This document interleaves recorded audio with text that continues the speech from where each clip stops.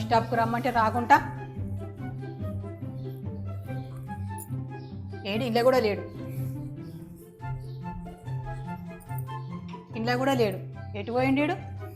ఏ వేణు, వేణు ఏడున్నావురా? A few moments later. ఏమైంది mummy అంత సీరియస్ ఉన్నావు? నువ్వు చేసే పనులకు సీరియస్ కాకుండా నవ్వుకుంటుంటారా రా? పోయేటప్పుడు ఏం చెప్పినా నేను బస్ స్టాప్కి రమ్మని చెప్పాను నేను. అరే కరెక్టే బస్ స్టాప్కి రమ్మన్నావు కానీ ఫోన్ సైలెంట్లో ఉండే. ఆయన నేను మళ్ళీ కాల్ చేసినప్పుడు నువ్వు ఆటో బుక్ చేసుకున్నావు కదా.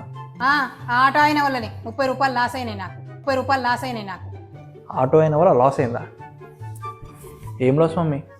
కాదురా, ఇద్దరికైతేనేమో 100 రూపాయలు అన్నాడు, ఒకరికైతే 80 రూపాయలు అన్నాడు. తీరా నన్ను ఇక్కడ దింపిన తర్వాత 80 రూపాయలు తీసుకుంటారా? నేను అదే అన్నా, ఇద్దరికైతే 100 ఒకరికైతే 80 అన్నావు కదా, 80 ఎందుకు తీసుకున్నావు అని అడిగిన. అవును, ఇద్దరైతే మనిషికి 50 ఉందా, ఒకరైతే 80. నువ్వు ఒకదానివే కదా, అందుకనే 80 తీసుకోండు. అలా లాస్ ఏముంది? ఒక్కదాన్ని ఎట్లరా? బస్ స్టాప్ నుంచి ఇడికి నేను ఆటో డ్రైవర్ ఇద్దరం రాలేదారా? ఆటో డ్రైవర్ ఇద్దరం రాలేదారా?